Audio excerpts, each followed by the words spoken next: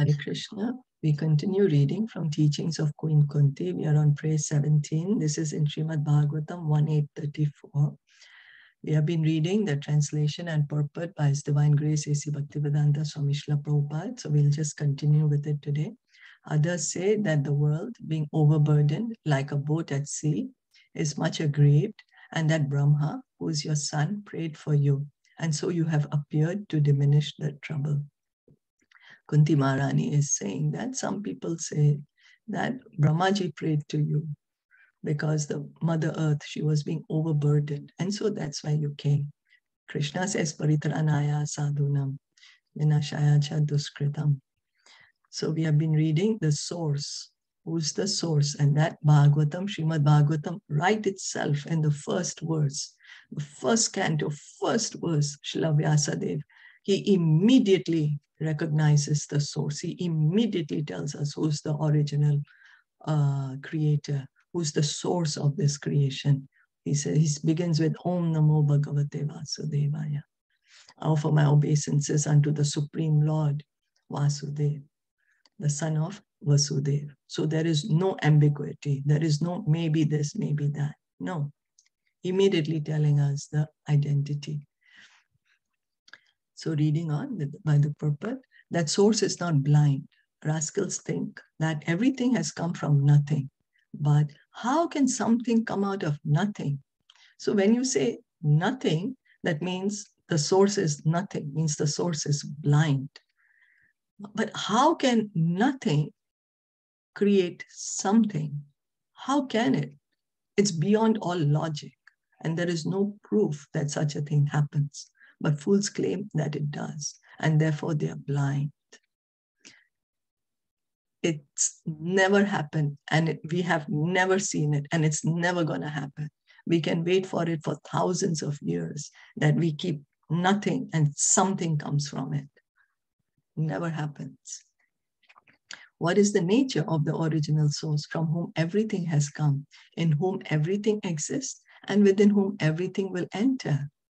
This is what we need to research on, because Krishna says that try to understand the nature of my appearance and activities. And in like this way, you get liberation. Just understand, he's telling to Arjuna. So we need to understand what's the nature of this original source. From whom has everything come? Whom does everything exist in? And within whom will everything enter? The Bhagavatam 1.1.1 says, Janmadi asya yato anvayat itarascharthesha abhigya. The word abhigya indicates that the source of everything is completely conscious. Abhigya. The source of everything is completely conscious. We can never expect a dead matter to give life to anything. Never happens. Never. Can a dead body give birth to can the dead body even grow? No, it's dead. There's no life in it. Life comes from life. So who is that original life that all the life is coming from? Who is that origin of everything and everyone? The word gya means knowledge, and abhi means specific. We have inadequate knowledge of where we have come from and where we shall go after birth, and therefore we are not abhigya, supremely conscious. So our knowledge, it's covered. We don't know. We don't know. But the Supreme Lord, the Supreme Source is abhigya. He's not a stone or a void. How could he be? The creation itself is evidence of the consciousness of the Supreme. Everyone can appreciate the cosmic manifestation and how nicely it is working. The sun and moon rise exactly on time without deviating, even 1/10,000th of a second. And the seasons change in the same way, bringing with them fruits and flowers. In this way, the entire cosmic manifestation is going on in a very orderly, systematic way. So unless there is some abhigya, some very clever intelligence who knows everything. How could all this have been created? Some people say that all this has come from nothing. What is this nonsense? Can such a creation come from nothing? Does this idea show very good reasoning? The Bhagavatam says no. Now, if we think this whole material creation is coming from nothing, then we are being foolish. We are failing to recognize there is so much intelligence behind the entire working of this universe, how magnificently the planets are moving in their own orbits. The earth is rotating, revolving exactly at the speed it's supposed to. Everything is happening in an orderly manner. So, who is behind this creation? We can't say this creation is come from nothing. Nothing was there. And suddenly this thing happened. It's like we were asleep. There was nothing. There was nothing. Imagine. Nothing means nothing, not even dust, because dust is also something. Now we say there's nothing. And suddenly we wake up and this whole country is made so nicely. Suddenly we see all the skyscrapers and the beautiful parks, and we see all the motor cars and everything made, and the flowers and the trees. Is that possible? We are being foolish. We are being childish. We are being like children. The Bhagavatam tells us that everything comes from the person who's abhigya, very intelligent and experienced. And that original intelligent person transmitted knowledge to Adi Kavi, the original created being. So Bhagavatam right at the beginning is telling us the source. That source is a person who is very intelligent, very experienced, abhigya. That original intelligent person, he has given knowledge to Brahmaji.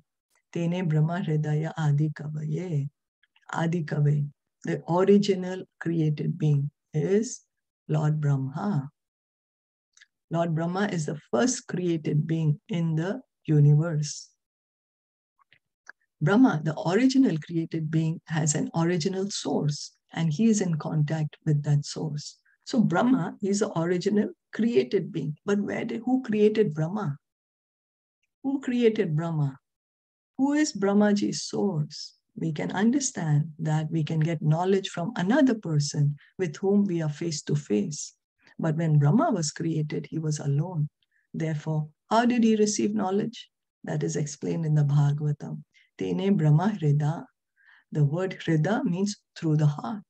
The Supreme Person, Paramatma, is within the heart of every living being, including Brahma. So we just heard in Bhagavad Gita 6.7, we just heard that the Paramatma is there in each and everyone's heart. He's there in our heart. He's waiting to give us instructions, but we don't want to listen to him because our minds are not controlled. So this Paramatma, the Supreme Person, he's also within the heart of Brahmaji. Brahmaji is the first created being. And the Supreme Lord gave this knowledge to Brahma. Therefore, although Brahma was alone, he received knowledge dictated by the Supreme. The word Brahma means Vedic knowledge. Thus, the Vedic knowledge was given first to Lord Brahma. Lord Brahma is the first recipient of the Vedic knowledge. Tene Brahma Hridaya Adi Kavaye. That's how, after receiving the knowledge, Brahmaji was able to do the work of the secondary creator. He was able to decide, okay, which planet should go where, which living entities should go in which planets. After he got the knowledge from Krishna. We heard this in Bhagavatam. The Vedic knowledge is given to everyone because Krishna is within everyone's heart. Sarvasya chaham hridi sanivishta. But one must be qualified to receive that knowledge. So we may say that, oh, Krishna is there. He gave the knowledge only to Brahmaji. But what about me? Is he not going to give me this knowledge? No, he is. He's waiting to give us this knowledge. That's the reason he's there as Paramatma in our heart. That's the reason he's here in our heart, right? But we have to be qualified. Krishna says in Bhagavad Gita, 15th chapter, Sarvasya chaham hridi sanivishtaha. We have to be qualified. Krishna helps us by giving us knowledge from both within as the super soul, Chaitya Guru, and from without as the spiritual master. So the Chaitya Guru is the Paramatma.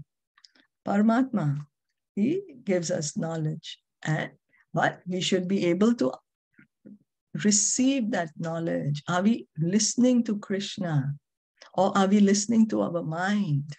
As we were just discussing in Bhagavad Gita, what are we listening to? And so that's one reason we need a bona fide spiritual master.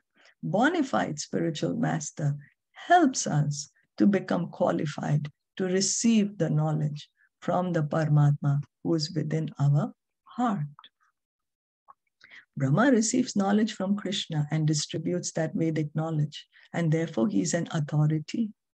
There are 4 sampradayas or chains of disciplic succession through which Vedic knowledge is distributed. 1 from Brahma, 1 from Lakshmi, 1 from Lord Shiva, and 1 from the 4 Kumaras. We have to approach an authoritative representative of Krishna appearing in one of these sampradayas, and then we can receive real knowledge.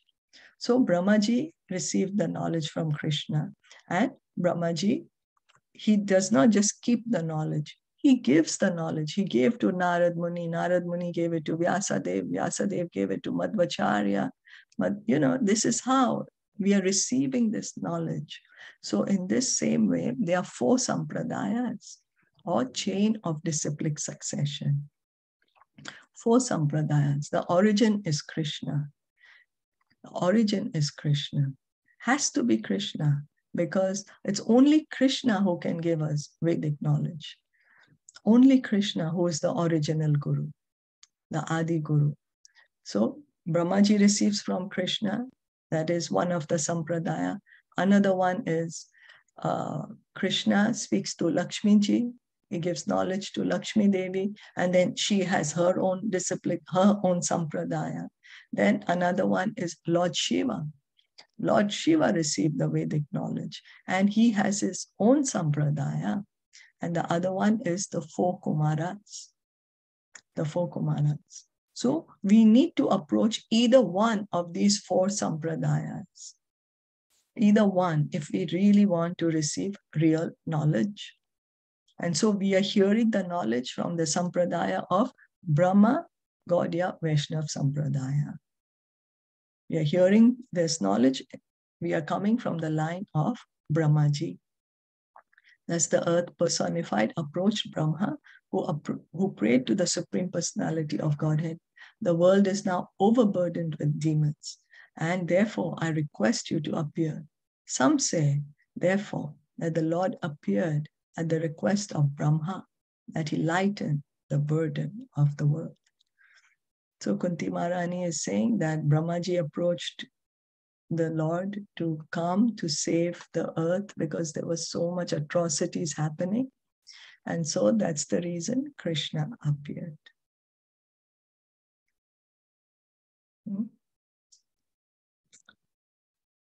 So are there any questions or comments?